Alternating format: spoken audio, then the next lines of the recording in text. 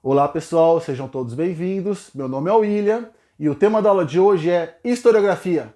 Roda a vinheta! Galera, o tema da aula de hoje será historiografia. Para isso, eu utilizarei como base o livro de Marieta de Moraes Ferreira, chamado Aprendendo História, Reflexões e Ensino, que é um livro, aliás, que eu recomendo a todos aqueles interessados, em história, não apenas em conteúdos, mas como se escreve a história.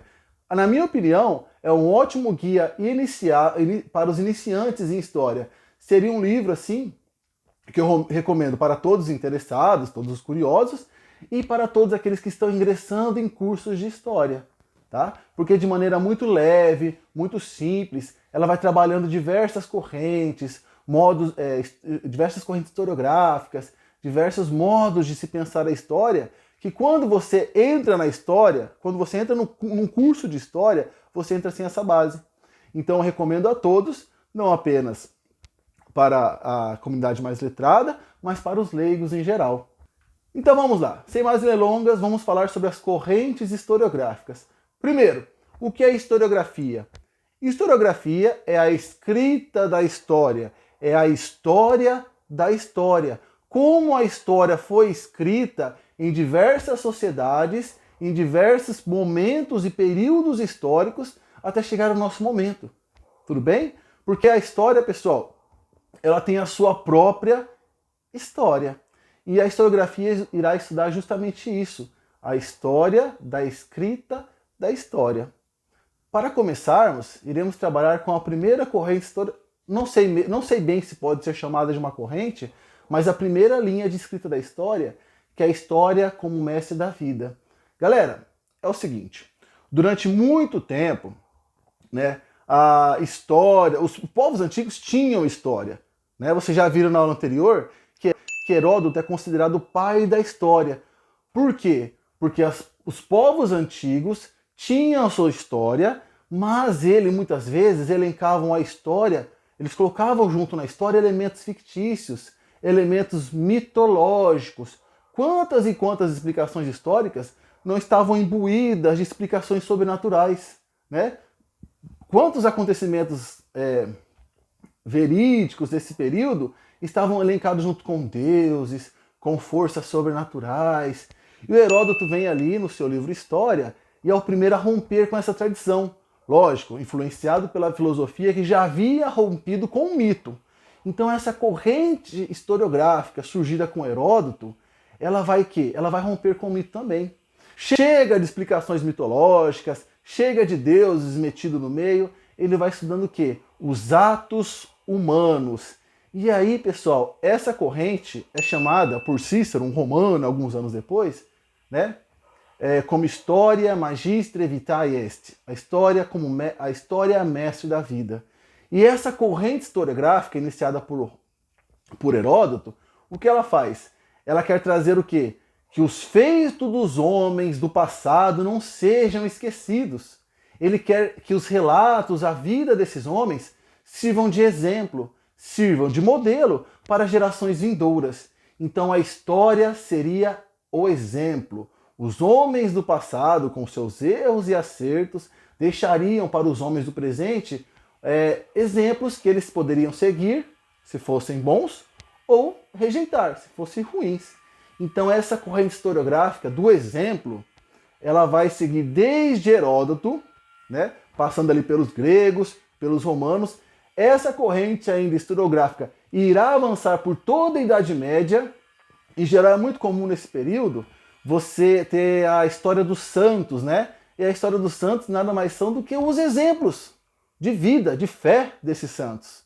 Então, neste período, a história ainda segue sendo exemplo. Olha, tal santo fez tal coisa, tal líder fez tal coisa. É a história do exemplo, a história como mestre da vida. E por incrível que pareça, essa história ela irá avançar até a Revolução Francesa. A história como exemplo. Segundo Koselleck, durante cerca de mais de 2000 anos, essa história ela vai conservar o seu caráter pedagógico, essa história Magistra Vitae. né, essa história como mestre da vida. Ela irá conservar esse caráter pedagógico do ensinamento, os homens do passado ensinam os homens do presente e os homens do futuro, né, influenciam os homens do futuro. E isso será rompido somente durante a Revolução Francesa. Durante a Revolução Francesa irá ocorrer um rompimento com esta filosofia, com essa historiografia Magistra Vitae, História Magistra Vitae. Por quê, pessoal? A Revolução Francesa será um elemento tão transformador na sociedade europeia, tão transformador da sociedade europeia, que irão surgir grupos para estudar essa revolução. E alguns vão ver essa revolução como um acontecimento legal, né? Pô, um acontecimento, é isso mesmo, a revolução. E outro vai querer rejeitar a revolução. E ela foi ruim, isso não poderia acontecer, olha que revolução violenta. E aí, pessoal, eles irão perceber o seguinte: o fato é um, mas as versões decorrentes deste fato, elas são múltiplas. Então começa a se perceber que a história ela pode possuir diversas versões sobre o mesmo fato. Isto a partir da Revolução Francesa, com essa divisão, né, entre apoiadores da herança da Revolução Francesa e pessoas que queriam execrar essa Revolução Francesa, negar os benefícios dela. Tanto foi que essa historiografia, né, sobre a Revolução Francesa, ela vai começar, que era escrita por amadores, ela vai começar a degringolar numa historiografia um pouco mais profissional no século XIX, quando começará a surgir a primeira escola historiográfica, né? Tanto é que após a Revolução Francesa, a história continuará com esse debate e entrará no século XIX buscando novos ares, saindo do campo da literatura, que até então ela estava próxima, e querendo migrar para o campo da ciência. Devemos nos lembrar que é um período onde o positivismo de Auguste Comte começa a ganhar força. Era o período que era necessário transformar tudo em ciência, tudo deveria ser transformado em ciência, e a história ingressa nesse período, neste momento, nessa ideologia da época de que tudo deveria ser ciência, ser transformado em ciência, métodos científicos. E no século XIX, então, a história começa a ir por esse caminho, influenciado pelo positivismo. É neste período que Charles Seignobus e Charles Langlois, eu acho que é assim que pronuncia, dão início à chamada Escola Metódica. A escola metódica da história é uma escola influenciada por esse pensamento positivista que queria tirar a história do campo da literatura e trazê-la para o campo da ciência, transformar a história em um objeto científico. E é aí que surge a nossa primeira escola historiográfica.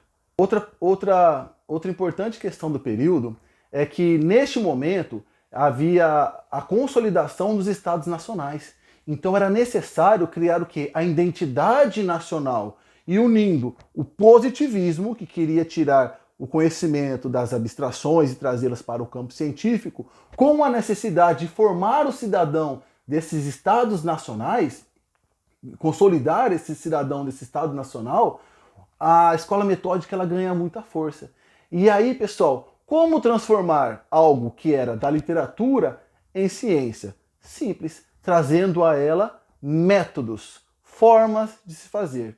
Uma ciência nada mais é do que um elemento que possui métodos, possui um método científico. E esses dois autores da escola metódica tentam criar métodos para a transformação da história em ciência. E o principal método da escola metódica era o seguinte: o historiador deveria ser um homem neutro, né? Ser um homem sem opiniões, e a única fonte que seria verídica, que seria palpável, que poderia ser utilizada, era a fonte escrita. Então, nesse período, o historiador nada mais era do que um cara que selecionava documentos escritos, né,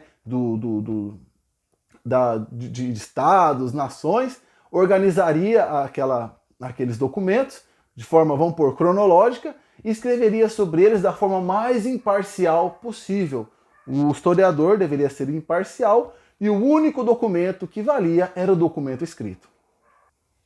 Essa história metódica, voltada, né, para a construção da história nacional, essa história metódica que via o historiador como um ser imparcial, essa história metódica que levava em conta principalmente a fonte escrita, né, ela vai predominar durante grande parte do século XIX e ela vai ingressar ainda no século XX, quando ela começará a ser questionada pela chamada Escola dos Análises, que vai surgir na França, na década de 30, mais ou menos. Essa Escola dos Análises, levada a cabo principalmente por dois grandes historiadores franceses, chamados Marc Bloch e Lucien Febvre, eles vão querer trazer a chamada história total, a história do todo. Porque a escola metódica, ela lidava muito com a questão da história política. As pessoas comuns não escreviam, não produziam documentos sobre o seu cotidiano. E aí, a única fonte que eles utilizavam na escola metódica eram os documentos escritos pelos governos, escritos pelos estados.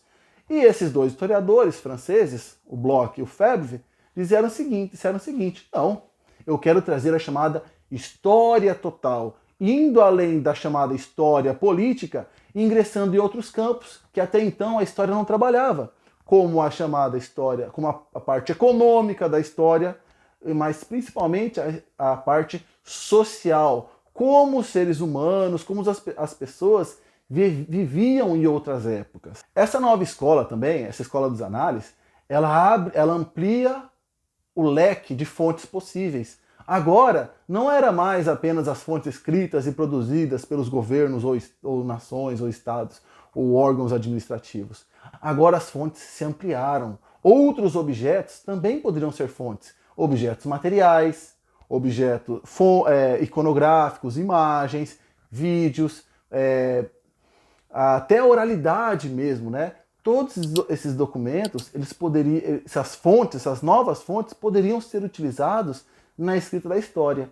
E um caráter bem interessante da Escola dos Análises era a sua defesa da longa duração em detrimento da curta duração. Para eles, a história era mais feita pelo que se mantinha do que o que continuava o mesmo, do que por percalços, por tropeços, por revoluções. Para eles, para você entender um contexto, era melhor você estudar a longa duração, uma longa duração de uns 500 anos, e ver o que permanecia e o que mudava. E a verdadeira história estaria aí, neste período que se mantinha em detrimento do quê? De revoluções, né? Transformações, eram pequenos tropeços. Então, para se entender a história, era necessário se entender a longa duração, que se mantinha dentro do que se transformava. Desta forma, pessoal, o que se mantinha era mais importante do que se transformava. E o coletivo era mais importante do que o individual. O ser humano, o indivíduo ali, ele desaparecia frente ao que frente à coletividade, né? O que é a vida de um ser humano frente à história de milhões de seres humanos durante vários séculos, entendeu? Então, nesse contexto, a história individual, a história do indivíduo, ela desaparece ali, ela se mescla com aquela história e o indivíduo ele perde um pouco da sua importância.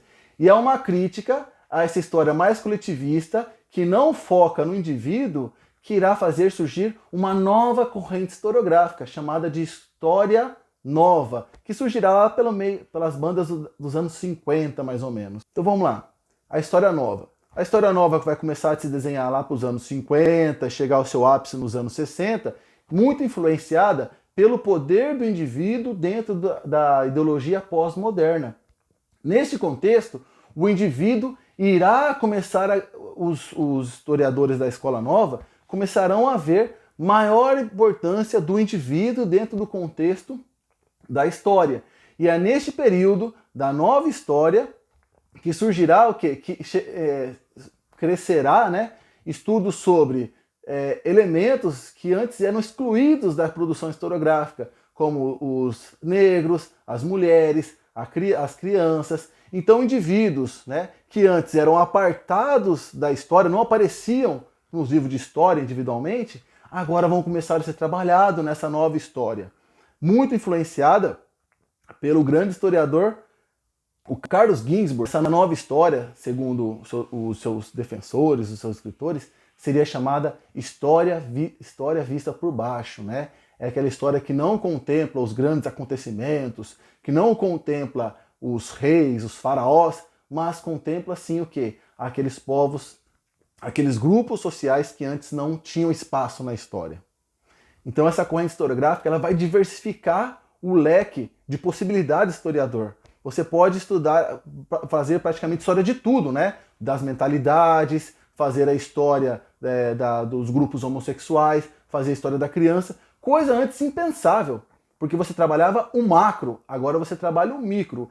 E essa história do micro, né? Essa história do pequeno, essa história do indivíduo, ela chegará ao seu auge com a escola italiana, na chamada micro-história. Se antes trabalhava-se com macro, né? A história do grande, chegou-se ao ponto de trabalhar tanto o micro, tanto o indivíduo, que você se estuda apenas um indivíduo, não um coletivo de indivíduos, antes excluídos da historiografia, na chamada microhistória. Carlos Ginzburg é um dos principais nomes quando se pensa em microhistória. Ele vai escrever um livro chamado O Queijo e os Vermes, onde ele vai trabalhar com um indivíduo, um moleiro italiano, durante a época da Inquisição. E ele vai estudar, vai ter uma documentação, lógico, né? E ele vai transformar, ele vai pegar esse indivíduo e vai trabalhar o cotidiano dele, a vida dele, pelo que ele passou, quais ideias ele defendiam. Então, do macro, será tão micro, que se estudará apenas um indivíduo, não apenas um coletivo. Nos anos 80, há um resgate, né? Uma espécie de impulso à história cultural, muito influenciada pela antropologia e seu conceito de cultura, como toda a produção humana, tudo que o ser humano produz, né, através do seu intelecto é considerado cultura, e também é um resgate, né, um renascimento da história política. Ela vai se distanciar do pensamento marxista de que a política ela é influenciada pela economia, no plano macroeconômico, né, o macro influencia o que está acima dele, a economia influenciaria a política, irá se distanciar desse pensamento marxista, irá se pautar na ideia de que a política ela possui uma consistência própria e autônoma, separando a história política da influência da economia. E esse resgate da história política irá o quê? Dar um novo fôlego ao indivíduo, esmagado pela historiografia de longa duração, e irá colocar ele como sujeito histórico de transformação. E a historiografia, então, ela começa a fazer o quê? Realizar uma abordagem mais individual. Galera, e é neste momento que o presente, que até então era um campo proibido ao historiador, olha, tem que ter distância, história é distância. Neste momento, o presente começa a se fazer necessário, né? O estudo do presente começa a ser necessário. E aí, pessoal, a história do tempo presente também começa a ganhar muito poder. Então, recapitulando aqui, pessoal, as correntes. História magistra vitae est, história pedagógica, né? A história com os exemplos, a história como mestre da vida. A escola metódica, com essa questão política, as fontes escritas como as únicas fontes confiáveis, o historiador como um ser imparcial, os análises que ampliam um leque, né, de possibilidades, buscam a história total, né, a história de longa duração, a história econômica, a história social, que percebem que é impossível a um ser humano ser imparcial, e o historiador é um ser humano, então a imparcialidade é uma coisa impossível. Aí, pessoal, questionando a diluição desse indivíduo, né, desse indivíduo na longa duração, vem a história nova. E essa história nova, pessoal, ela vai trazer o quê? Seres, indivíduos antes excluídos da produção historiográfica para o meio, né? Como homossexuais, crianças, mulheres que antes eram excluídos da produção historiográfica e agora têm um papel de destaque. É a história vista por baixo. E dos anos 80 para cá tem um resgate, né, da história política, distanciando da questão marxista, que era a história, a política influenciada pela economia, mas agora a política como uma coisa autônoma, e dando uma valorização muito grande à história cultural, né? Mesclada com o pensamento antropológico de que cultura é tudo que o ser humano produz. Bom, pessoal, é isso por hoje. Espero ter sido claro. E até a próxima. Falou!